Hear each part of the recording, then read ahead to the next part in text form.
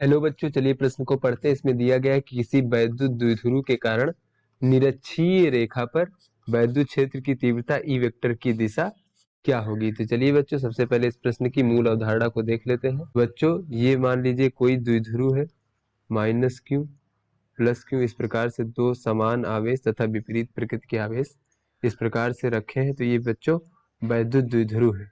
ये बच्चों इसका मध्य बिंदु O मान लेते हैं। तो बच्चों मध्य बिंदु से कोई कुछ दूरी पर मान ले कोई बिंदु हम क्यू मान लेते हैं बच्चों, इस प्रकार से।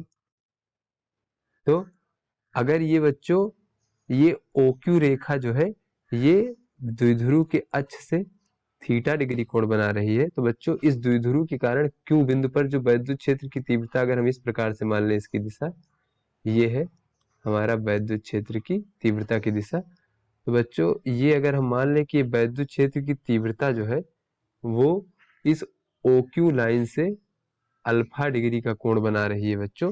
तो अल्फा हम इस प्रकार प्राप्त करेंगे, अल्फा बराबर tan इनवर्स tan थीटा भागे 2। तो इस प्रकार बच्चों अल्फा का मान प्राप्त करके हम वैद्युत क्षेत्र की तीव्रता की दिशा बता सकते हैं। तो चलिए बच्चों अपने प्रश्न को हल करते हैं। तो बच्चों इस प्रश्न में कहा गया है कि द्विध्रुव के कारण निरक्षीय रेखा पर ई की दिशा क्या होगी। तो बच्चों मान लीजिए ये हमारा कोई द्विध्रुव है इस प्रकार से। तो बच्चों ये द्विध्रुव की अक्षीय रेखा इस प्रकार से होती है अक्ष, तथा निरक्षीय रेखा बच्चों द्विध्रुव के अक्ष से जो इसके मध्य बिंदु से होकर गुजरती है लंबवत रेखा बच्चों, ये हमारी निरक्षीय रेखा होती है। बच्चों ये हमारी निरक्षीय रेखा होती है।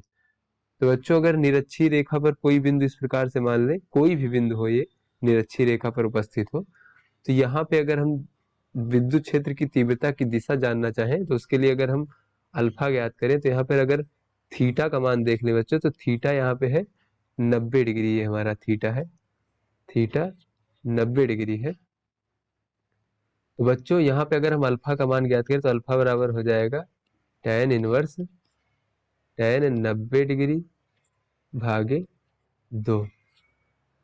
बच्चों यहाँ से tan 90 डिग्री का मान जो है बच्चों अनंत होता है। तो यहाँ से बच्चों हमें अल्फा का मान प्राप्त हो जाएगा 90 डिग्री।